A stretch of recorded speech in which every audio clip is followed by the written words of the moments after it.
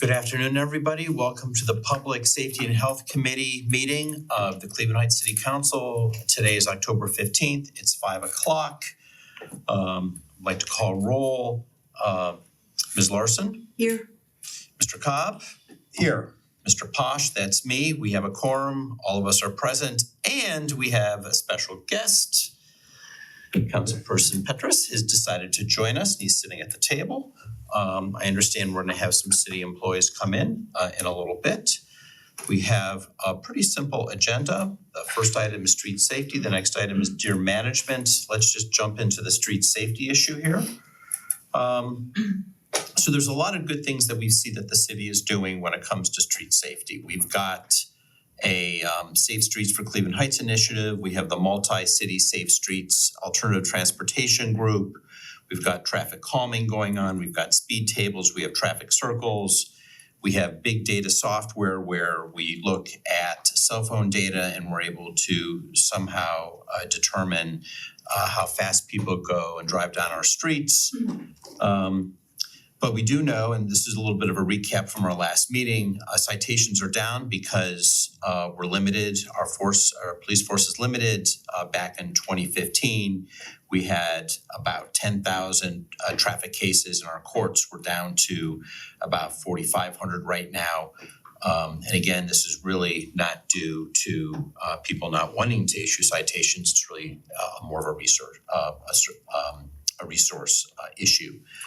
It's hard to hire officers and put them on this. We've learned that the staff, the administration is depreciating the way that it uses neighborhood petitions to look at requests to put in things like speed tables and traffic calming devices. They would like to look at the software. They'd like to use, go to the Mayor's Action Center, put a request in. There is some concern. We've gotten some pushback on that. Citizens concerned they're not being listened to. I think that's probably more of an issue of we really haven't seen how it works yet. So I think that's maybe people jumping to conclusions, but it's something to kind of be concerned about.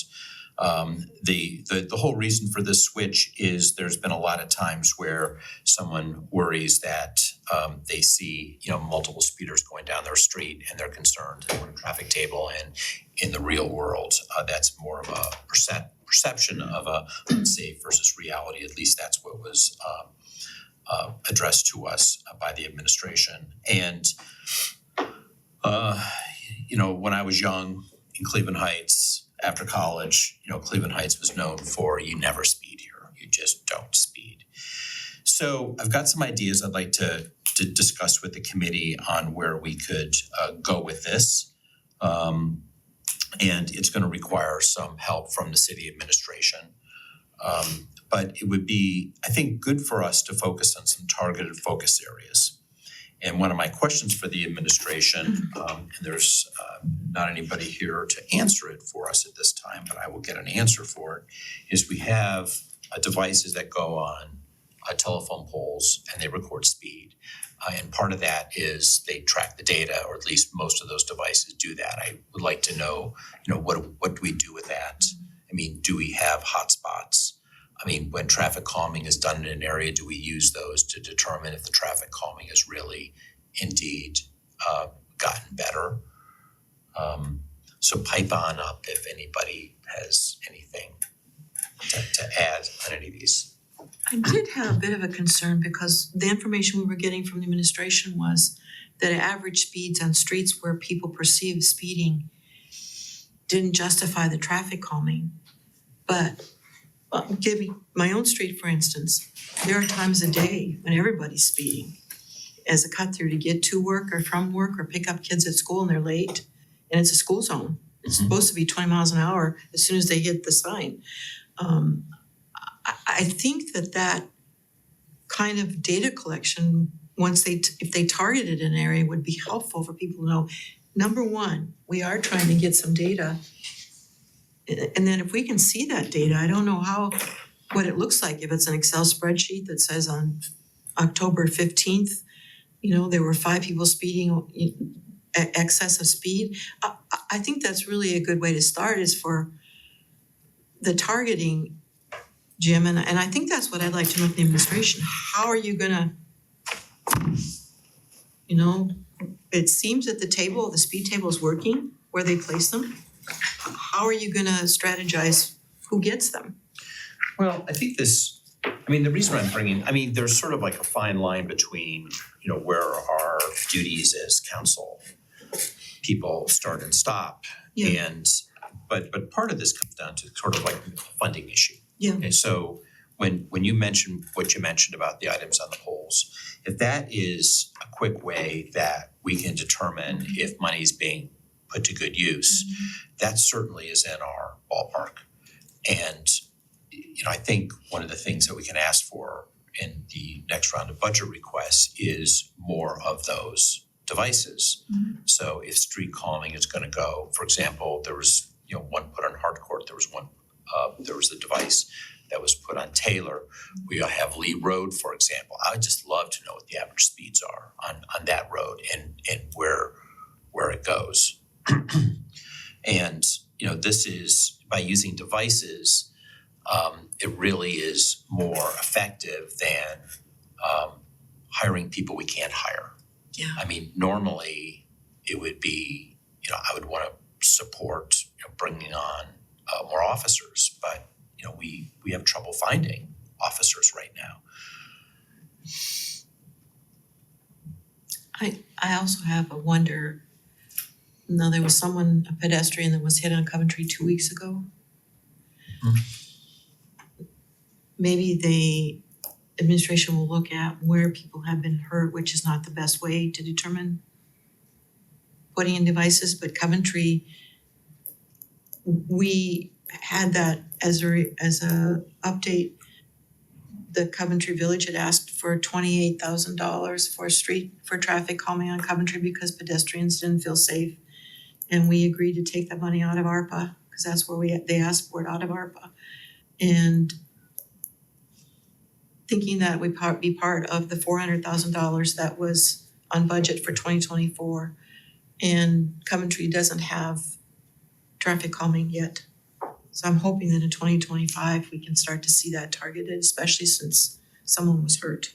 Whereabouts in Coventry was that? So actually, there were two incidents on Coventry. On the 29th, a pedestrian was struck by a car near Huntington Bank. And then on the 8th, a cyclist was struck on the other end, the northern end, near Mayfield. Okay. Well, And because my understanding is that both were serious. there's new crosswalk signage that has gone up near Berkshire, I believe. That went up last summer. Oh, I thought there was something new. There's a new sign that basically explains how the crosswalks work. No, it's right there at the corner of Berkshire and Coventry. It doesn't get used that often. It seemed to me to have been an odd place. I don't know if someone had requested that that's where crosswalk go versus the overlook in Coventry where there used to be a traffic light that was removed. Because I actually think you have more people crossing at Overlook than you do at Coventry and Berkshire. Okay. But just anecdotally, and I'm down on Coventry essentially every day, I think the issue is not so much speeding because it is a congested business district. It is drivers not paying attention and not yielding the right of way to pedestrians, particularly in those two crosswalk areas. So I've got two asks for this committee to see if this is something you think we could digest. The first is a public hearing to gauge more feedback from our citizens, which I'd like to partner with the administration on this and ask them to sort of present. There's many things that are going on that are really good in nature, and it seems to be that this would be a good opportunity to explain to many of our citizens that don't necessarily see what's going on, helps them better understand what's going on. But I think there's also more work to be done. And I'd like to do a follow-up on some of these additional devices to see how they're doing. I would like just a list of just the top 10, 20 of, these are the target issues. And the targeted areas where we really hope to see some improvement. And the other item, and you guys are gonna groan when I say this, but I mean, I almost think if we can't staff the way we want to staff, maybe we should think about some automated traffic cameras.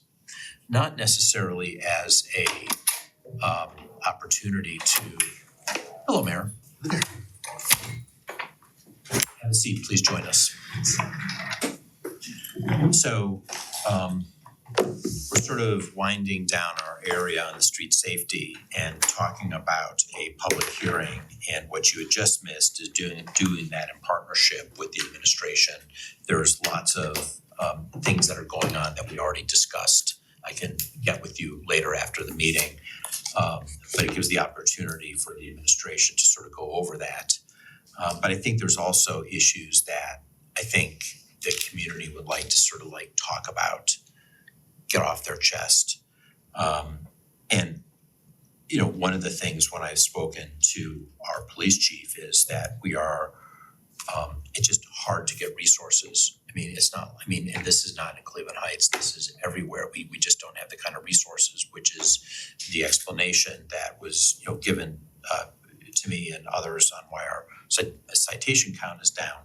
But maybe we should look at more automated tools, and this is sort of like the things that go on polls.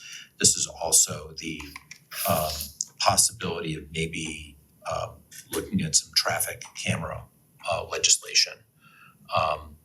And, you know, just do an example, just pick an area just to see where it would be. And this is not traffic cameras to monetize and get more tickets. It's just more of a way of calming traffic. And I have a article that I prepared. That I can email you too. This is for our next item. But Gates Mills, although Cleveland Heights is not Gates Mills, I'll be the first to admit that. But on Mayfield Road, they put in traffic cameras, and they had a real speed problem. And they attribute a 70% drop in speeding because of just the fact that they have those traffic cameras.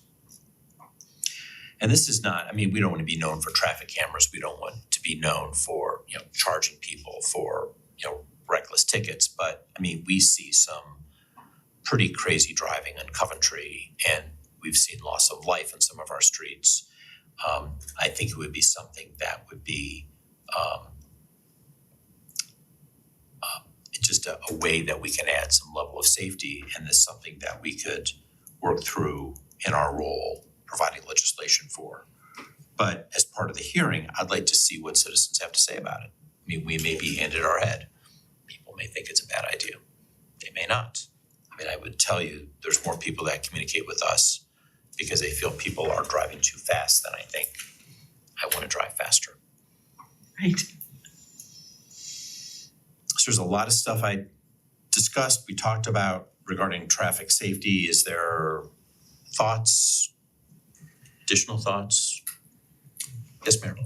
One question, I know that there's gonna be more sort of communication related to this project upcoming, but I'm wondering how many people were able to catch any of the engagement events for the Safe Streets for CH project. Because in some of that, like, you know, we received, especially like we got some from kids, which was really useful, about sort of what people feel they need from, you know, our roadways, and that kind of thing.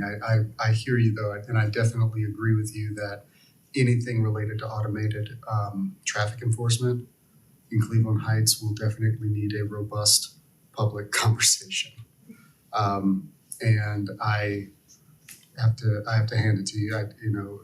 Taking that on is admirable and courageous. So I laud you and wish you Godspeed on that. Obviously, we'll be there, and so I appreciate you taking on this topic. Well, I think there's a couple steps that we need to go through as a committee before we actually do that. mean, I'd like to have our members kind of digest it. I'd like to reach out to the leadership of council to see what they think about it. I mean, I think it gives us the opportunity to bring to the forefront, you know, some of the good things that are being done. The Safe Streets initiatives is great, but some of that stuff is long-term planning, and there's some great, you know, little short-term. I mean, it's broken down, if I remember, in, you know, basically 3 different tranches for each little area that is a target area, and the targets are more laid out to be equitable for the city, to make sure it's getting a good balance.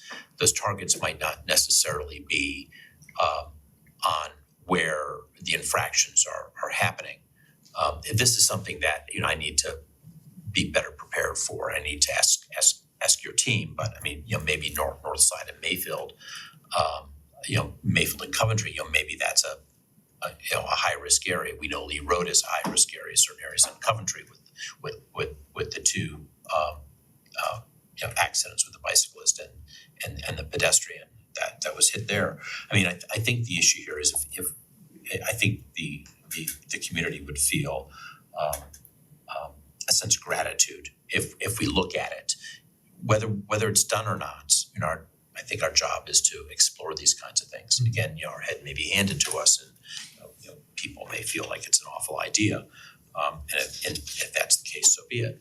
There's one thing that I would like, and I don't know if council as a whole or if this committee might be willing to join me in making a request of the Transportation and Mobility Committee to start investigating the possibility of expanding the on-street parking that we allow in the city. I'm not necessarily advocating for it in this moment, but I do recognize that on-street parking, as a general rule, is a sort of a naturally occurring traffic calming measure, just narrowing the focus of the driver. And so it's something that I think needs to be explored as well. And I think the the Transportation and Mobility Committee is a great place. Actually, I ran into Sam Bell yesterday, I think, at the grocery store, and you know, I told him there was something I wanted him and the committee to look into, and I couldn't remember what it was when I was talking with him. And so now it just occurred to me, and so I figured I'd say it out loud so I don't forget it again. But if the council or council members would be willing to join me in sort of urging them to take a look at what that would mean. And I think there is a public safety aspect to it too. I know there are reasons why it's prohibited in various places. Some of those reasons is a different feeling of being less safe in a neighborhood, not knowing you've got all these cars out there.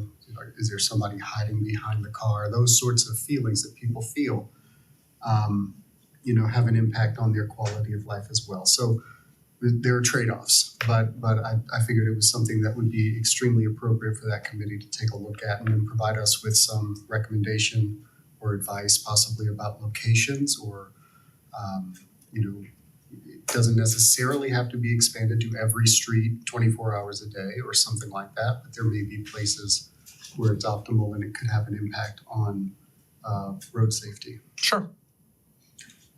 I think that makes a lot of sense. Before we move on, anybody have more thoughts? I guess I'm really happy to hear the mayor bring that up. That's actually something that a couple people have brought up to me this year. And so I think that it's a great idea that we explore it. Maybe it's a case that there are reasons why we might not want to do it, or maybe we want to limit it to some streets, not others. But I definitely think that it's worth having that conversation. Also, if I remember correctly, Director Clinkscale shared with us that she anticipated, I think that $400,000 was allocated for traffic calming, if I remember correctly. She anticipated that all of it would be spent by the end of the year. But if I remember correctly, a lot of that was like equipment purchases. And so I think that just making sure that we're like deploying stuff as well, because it's good that we have a speed table on Harcourt. It's good that the flexi posts are back on Lee Road, but just, being aware that, there's a real appetite for it and trying to get out as much as we can. I have a question for you, Mayor. Sure. Will we see strategy come out of Safe Streets for CH? Yes, so that's Targeting areas. that's the idea. I think it is a planning process. That's a sort of what we got from the federal government was a planning grant. And it was a necessary first step to move on to the other types of grants that they have for this particular purpose.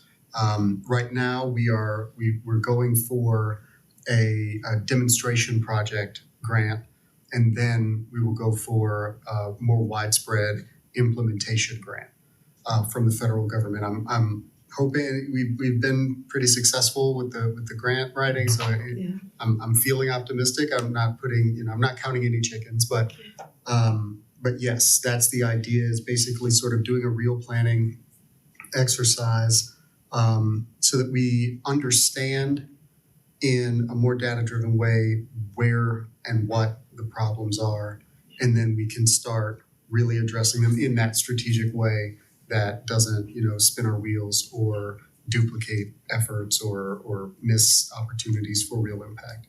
So yes, thank you.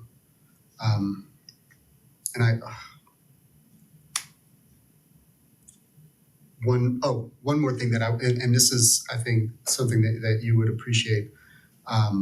I reached out recently because, in talking about people not stopping at stop signs, people, when there's a stretch of road, people, want to take off. And so thinking about obviously improving people's stopping behavior at stop signs and, turning behavior. And then, of course, the reduction of speeding on those straightaways, thinking about mid-block, obviously the speed humps like the one on Harcourt and Taylor, and then possibly speed bumps in those areas where a stop sign is being routinely ignored. Because we all know we're supposed to stop at stop signs. It's stop, at least a couple seconds and then go is really the rule. Many of us don't. Speed bump will take you down to 1 to 2 miles per hour. If you extend it a little bit, maybe it's 5 miles per hour, and that's a lot safer than what people are doing right now. And so I reached out to the principals and assistant principals of the CHUH elementary and middle schools to ask them if they are aware of any particular locations, because I wanted to prioritize those mid-block areas where people are speeding and those stop signs where people aren't stopping. If a kid is stepping off the curb and you decide you're going to blow through a stop sign, it could have disastrous impact. So I reached out to them recently. I've gotten one response so far from Noble Elementary, and I'm waiting for additional response from the other CHUH personnel to see if they have any insight about any especially dangerous intersections or stretches of road based on their experience with the kids and the drivers around school day. And I do want to tell you what the Noble Elementary principal mentioned, and I'm not exactly sure how we're going to address this. We've changed the traffic pattern around Noble Elementary. During pickup and drop off, it's one way around the school in a circuit.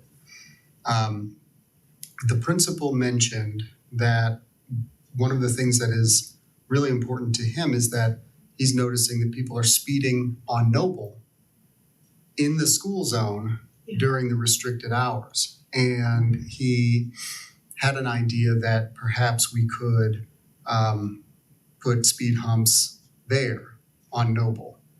It's problematic when it's not a school zone, a school zone restricted time to have speed humps in that location on a street like Noble.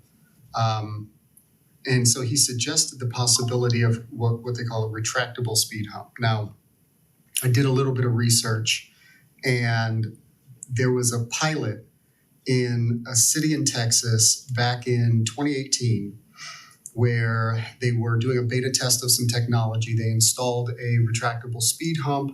It was, or speed bump actually, it was metal that was inflated using sort of airplane level airbag technology to raise it during certain periods of time and during the restricted hours, and then it would lower and people could drive normally in during the other times of day. And so this was being piloted by a partnership of two companies with this school district around this middle school. And unfortunately, though, since 2018, the company that is, I think, still the one company out of those two that is still in existence is no longer producing that technology, and so I hit sort of a roadblock there. There are portable speed bumps that can be deployed, but they would have to be deployed manually and removed manually twice a day, which is problematic in different ways, but just based on staff capacity, either with us or the school. And so I'm still working through that. I'm hoping that there is some sort of mechanism that we can use, even if there's an extreme cost, because like a speed hump will cost, a few $1,000s potentially, but this retractable, they were estimating something like maybe $60,000 for the technology, and then it would be an additional construction cost of probably around $30,000 to install. And so that's a little cost prohibitive, but it might be worth it if we can, install that and it works for a long time. So I'm still trying to do some more investigation into what technology is out there that can be used or can be purchased. I just wanted to inform the committee on that. That's a very recent sort of thing that I've been looking into. I think of inflatable things. I think of Hot Wheels. It's like Hot Wheels. And they're a lot cheaper than the Right. 60,000, the 30,000. Yeah. It's like, thank you. Sure. Any other comments about street safety or thoughts about street safety? No, I don't have any. Talk about deer management here. And I shared in the agenda, and I have printed out, and I have up on the big screen here, a presentation that was made to the City of Beechwood Council on, and I'm not saying we're Beechwood, like I said, we're not Gates Mills in my prior example, but it's there's no sense to sort of reinvent the wheel to look at maybe a process. And again, I'm not saying that this is a process that's for us, but it's a process that at least maybe we can use as a starting point. And the way that they're implementing it, I'm not going to go into. But I kind of like to go over this just a little bit because I think it kind of helps us to have a little bit of balance. And so this is really about deer management. It's about their program and how they deal with this. They engage, they partner, you'll find out later, they partner with Shaker Heights. I have it on good authority that they would love to partner with us. But let's just kind of, go through a few things. I'm on sort of the third slide, the Deer Management 101, and just kind of like looking at the first top of it. There's a certain number of capacity of deer that, a particular area can absorb. And basically the issue here is, Deer Management 101, refers to the maximum number of deer that can coexist compatibly with humans. There's a public attitudes to this where you've got deer-related issues.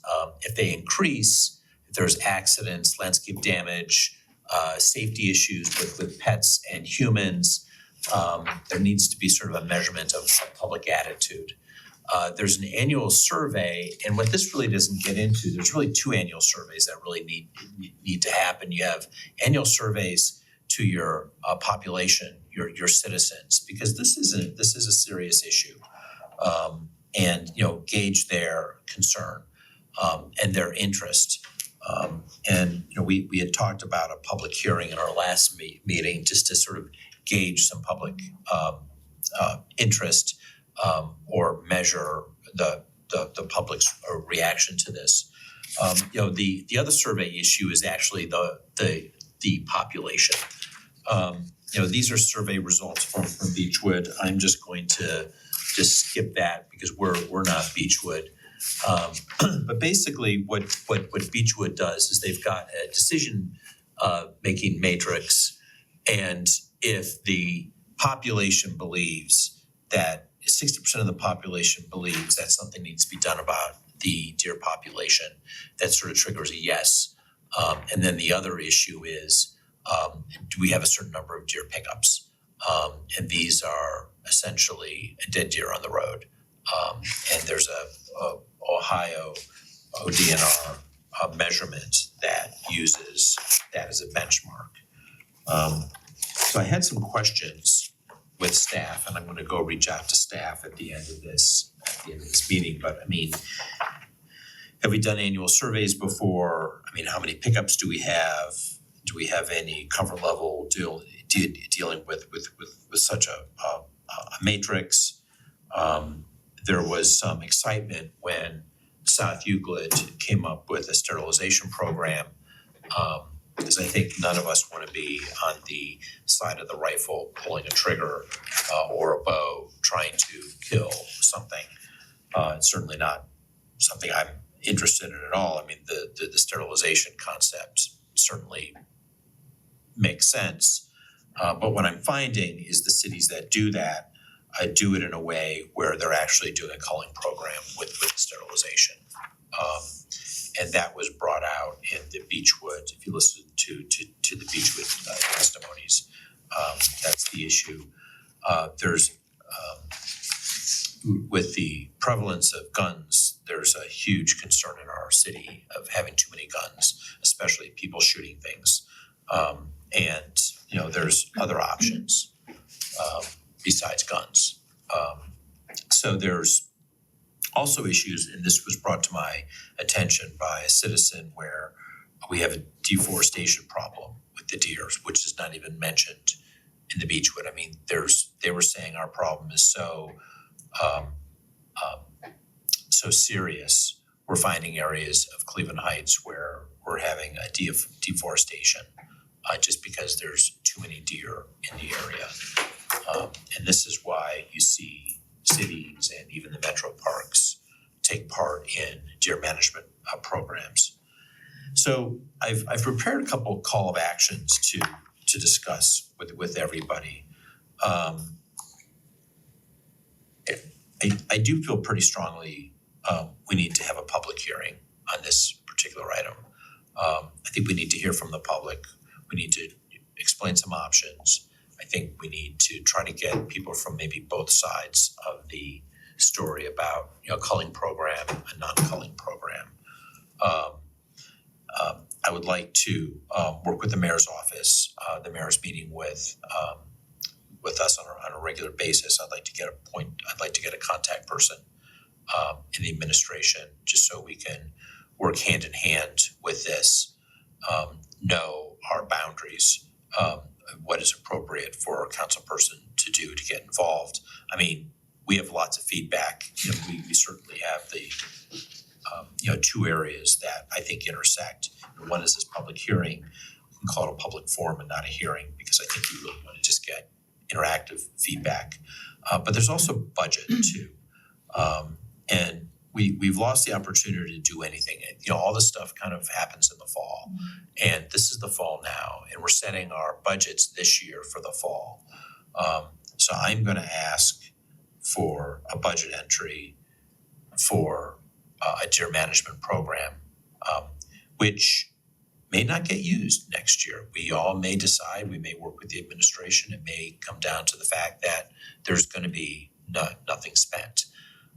But at least I'd like to have a budget item just so we have it budgeted. And the monies can be used elsewhere if it's not going to happen. That's sort of my call to action for the balance of this year. It'd be great if we can partner with another city on this. There's certain cities that are actively doing deer management programs They have the expertise, they have the talent. Not that we're short on talent. We've got a lot of expertise here. But the issue here is, resources are precious. Maybe if we can piggyback with the work that Shaker and Beechwood's doing, maybe we could work with University Heights. It's a perfect opportunity to do this in a regional way. But I do think when it comes to 2025, I think we really do need to do an audit. We really need to get a measurement of where we're at. I mean, everybody that I talk to about this issue, says that the deer population is exploding here. And the issue here is it's going to get to a point where it's going to expand so badly.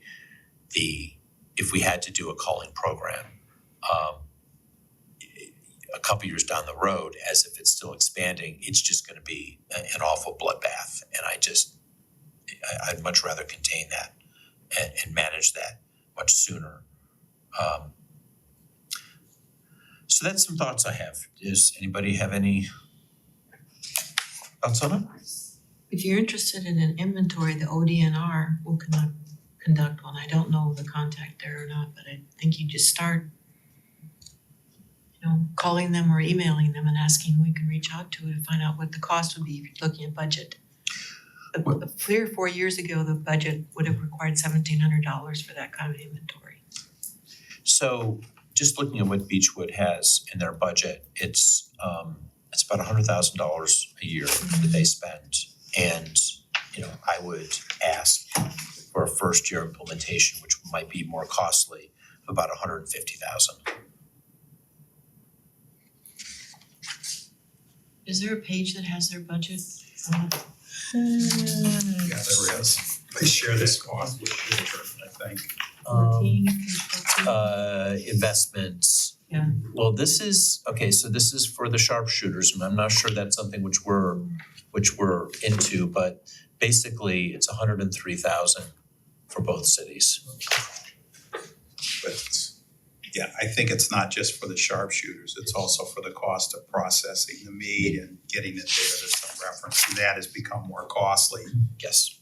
over time. Just for reference, that's about $3,000 a deer. They say that there were 70 not deers. So if it's 103,000 for each city, that's almost 3,000 per animal. Just for some context. Yes. Now 90 deer for 103,000. Sorry, This is a recap from this year, I believe. Interesting. And South Euclid has the program that's combined culling and sterilization, so. Yes. We keep waiting for a report, but there must be somebody over there that's managing that program who could give you direct, or I can find out if you want me to. White Buffalo is the firm that is doing the program. It's a research program allowed by ODNR. ODNR allows communities to participate in that research program. But the community, and this is where I think Beechwood may be going next year. So it's too late to sort of begin that process now, but next year I think they're looking at joining that research project and adding sterilization to the repertoire of deer management. In Beechwood, you have to sort of find the funds to be added to that study. Does it feel like it could be a regional? Program? With this, I don't know that the benefit would be useful Okay. for us. And the reason why I say that is that we don't know if it works. So we'd be funding an experiment, which is not necessarily a bad thing. But we don't, the study isn't done. ODNR has not come to a determination about whether or not they believe it's efficacious or, they haven't really talked about sort of the long-term cost effectiveness. long-term usefulness of it either, because it's only been in 4 years or something like that. I would like to see where they come down, and once they do, if they make a determination that it's useful, then the state may add that to sort of some of the programs that they support. And so it would be nice to get some state funds to add a sterilization process here if we find that to be necessary. I do think like the deer surveys, the census of deer, it's a strange thing because you can't do it like you census us, so you can't go to house to house. So they rely on a variety of measures, a variety of how many deer get hunted, get actually killed and registered with the legal hunting that they do, how many crashes that involve deer, how many deer pickups are there of deer carcasses, and those sorts of signals that they use to estimate the deer population. It's harder to do on a local level, just the 8 square miles of Cleveland Heights, especially since deer don't respect our boundaries. They don't respect our municipalities. And so it is hard to determine whether or not we've got X number or Y number specifically in our region. But I am interested in hearing more, I think, about the deforestation, the impact of a number of deer that is too large. But I'm concerned because I know that sometimes culling can have the exact opposite impact that you desire. In that when you remove a number of deer, the deer that remain bounce back really, really quickly because the food sources are that much more plentiful for their purposes. And so you sort of get yourself into a cyclical, self-fulfilling, we need to cull because we cull situation. But I would like to hear more about the method, the mechanism by which we estimate the deer population that impact our people here. And I also would like to, I'd like to have a better understanding of the impact that the culling programs that our neighbors are involved in, what that impact is on the deer population that impact Cleveland Heights. Because one would, there are a couple different ways to make these assumptions here about what the impact of our neighbors' programs are.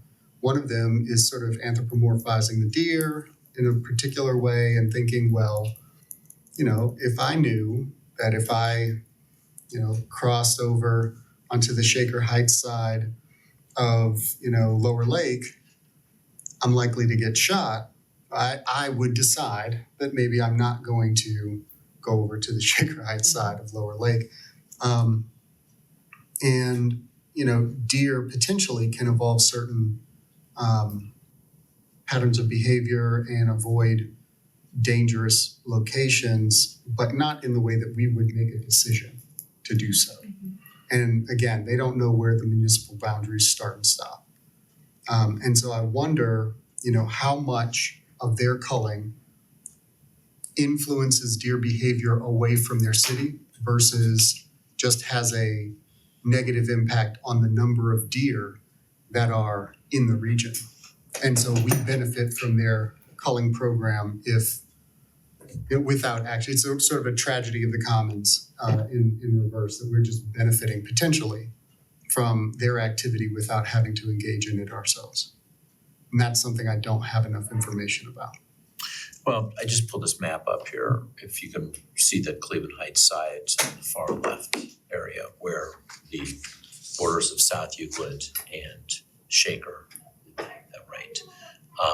are very, we got a lot of border with them. Mm-hmm. So you would think that, people around us were doing culling. It's gonna, make things easier for us, but it's they're doing the heavy lifting for us. But the city of Cleveland, this is not on their radar at all. And I'm not sure it even would be. We're more of a forested area. I don't tell you, 5 years ago, it was very rare you'd see a deer in our neighborhood in Cleveland Heights. During the Particular. pandemic, we were seeing them downtown, Mhm. which was fascinating. That's interesting. Well, I think we need to get some more information on this. And Mayor, I mean, you're asking great questions, and I think there are questions that the community is gonna wanna know. But it's getting to be a serious issue, and I think we could support this and help and figure out how it can all work together. Gail, you mentioned that you would call up, you offered to call the people from South Euclid. Would you do that on our behalf? South Euclid, yeah. South Euclid, that would be great.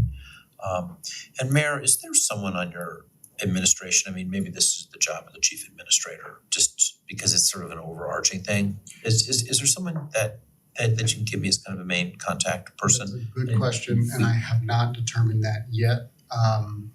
It's, Don't need to know now. yeah, Obviously. I'm not sure. But I'll get back to you soon. That'd be great. Yeah. I'd appreciate that, because your time is real valuable, and I can keep you updated on this on our regular calls. I did want to let you know also, I've been, obviously, I used to work for, among the other council members, County Councilwoman Sunny Simon, who was, a major proponent of South Euclid's participation in this study, and has provided, or shepherded some county funding for South Euclid's participation in that as well.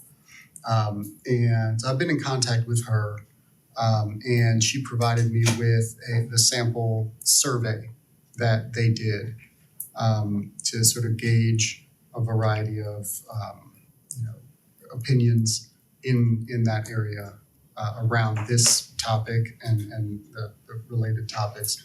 And so I'm definitely interested in putting out a survey and getting some feedback in that way from a wide spread of Cleveland Heights folks. I think that's great.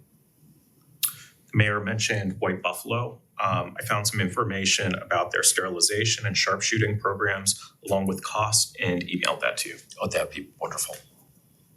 Would anyone else like it? I could send it to you. Sure. That'd be great. Thank you. One other thing that I did in sort of preparation for this a while back, I asked for some data related to crashes.